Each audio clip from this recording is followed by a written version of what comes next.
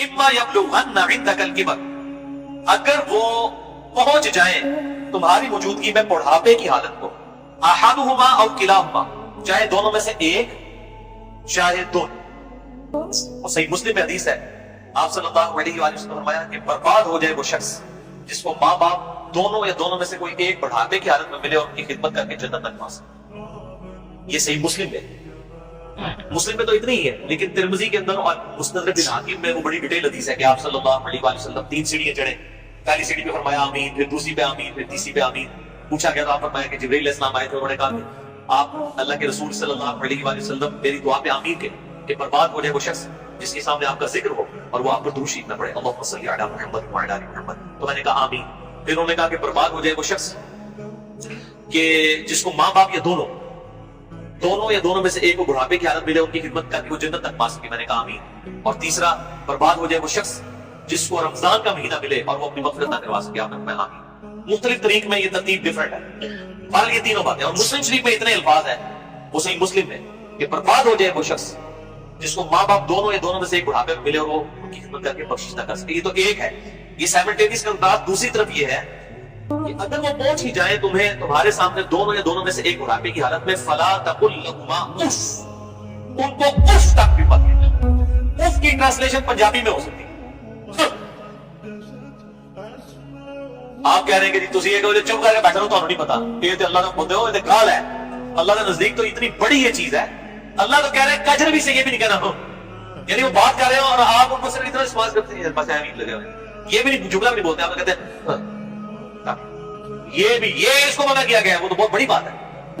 उनको उस तक भी मत कहना, वला तनहरहुमा, और उनको मत झिड़कना, वकुल लहुमा कौलन करीमा, और बात बड़ी गर्मी से उनके साथ करना, वक्फिद लहुमा जनाह दुल्ली मिनर रहमा, और अपने आजिज़ी के साथ कंधे झुका के रखना उनके साथ। यानी आप गैरुल्लाह के सामने झुक नहीं सकते इतना कि आपके हाथ घुटनों तक लग जाए। माँ बाप के सामने भी आप इतना झुके कि हाथ घुटनों तक न लगे, यानी हालत रुकू ना बने। इससे पहले यानी आपने ऐसे उनके सामने रहना, जी अब्बा जी, जी अम्मी जी, इस तरह अपने आजिज़ी के साथ कंधे झुका के रखना।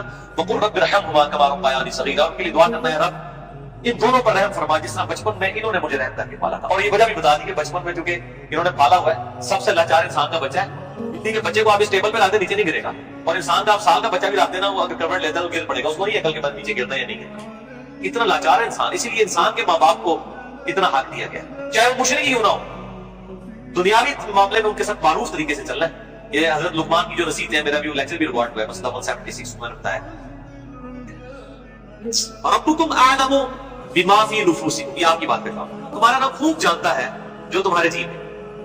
इन तकूनु सालिहीन, अगर तुम नेकोकार अच्छे हो, यानी तुम्हारी आदत नहीं है बदतमीजी करने की, कभी कभार कोई थोड़ा सा स्किप ऑफ लैंग्वेज या स्लिप ऑफ टंग हो जाती है, फइन्नहु काना लिल अव्वाबीन गफूरा, तो फिर बेशक अल्लाह ताला तौबा करने वालों की तौबा को कबूल करता है।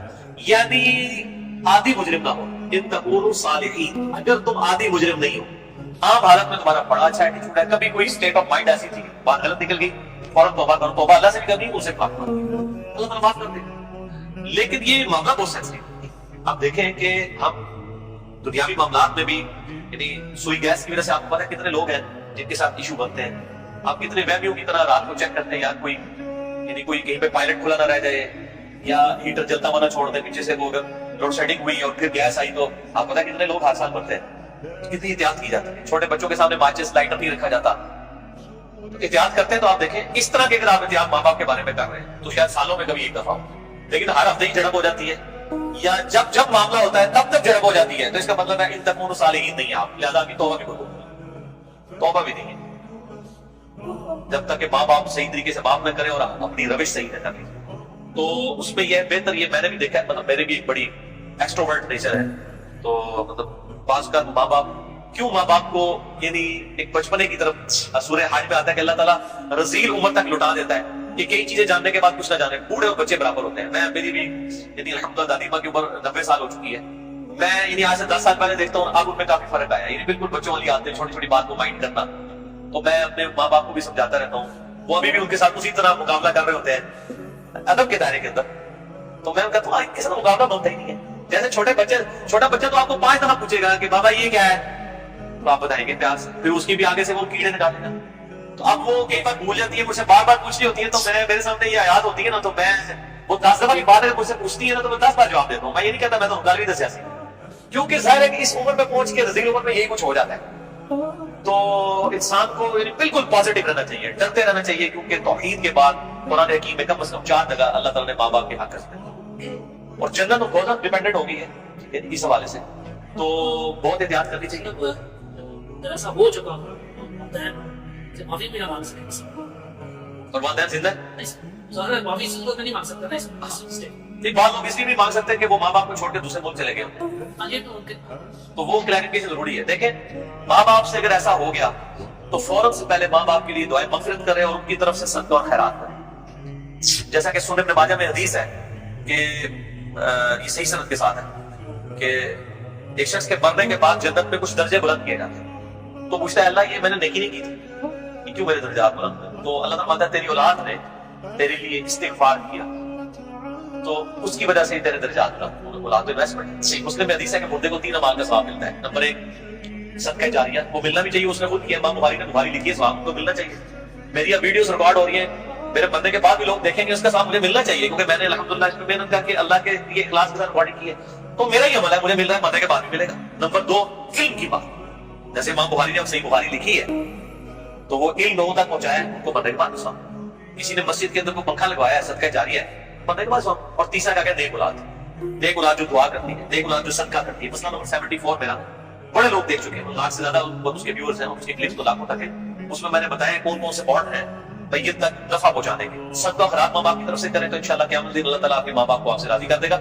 جب ان کو مرنے کے بعد آپ کی دعاؤں سے نفع ملے گا تو بڑے خوش ہوں گے کہ ہمارے بچوں نے ہمیں مرنے کے بعد یاد رکھا، اور آپ کی دعاؤں کی برکت سے اگر وہ مشکل میں ہے مرنے کے بعد خدا نہ خواستہ اور وہ آسانی میں آ جاتا ہے، اور اگر وہ آسانی میں ہے تو اس سے زیادہ آسانی میں چلے جاتے ہیں، تو وہ خود بخود آٹومیٹکلی خوش ہوں گے کہ میرے پتر نے میرے سے کیتا ہے، تو اللہ تعالیٰ کو راضی کر دے گا. اور ایک دوسری چیز جو لوگ میں ہے کہ ماں باپ اگر مر جائیں تو ماں باپ کے قریبی رشتہ داروں کے ساتھ اس نے سلوک، ماں مر گئی خالہ کے ساتھ اس نے سلوک کرو، باپ مر گیا تو چچا اور تایا کے ساتھ اس نے سلوک کرو. ایکویلنٹ وہ بھی چیز ان کے لیے آرام کا باعث ہے. اور دعا کریں، یہ جو دعا میں نے پڑھی ہے رب ارحمہما، اے رب ان دونوں پر رحم فرما، کما ربیانی صغیرا، اے اللہ جب میں بچپن میں چھوٹا بچہ تھا جس طرح انہوں نے مجھ پر رحم کیا تو بھی ان پر رحم فرما. یہ آپ تشہد میں دعا لازم کریں، ہم تو مانتے ہیں چاہے ماں باپ زندہ ہیں مر چکے ہیں، دونوں صورتوں میں ماں باپ کے لیے دعا کرنی ہے.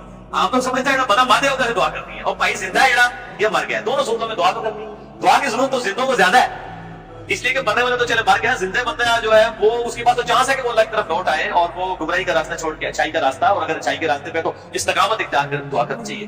یہ دعا ضرور کرنی چاہیے، اللهم اهدنا الصراط المستقيم صراط الذين انعمت عليهم غير المغضوب عليهم ولا الضالين آمين.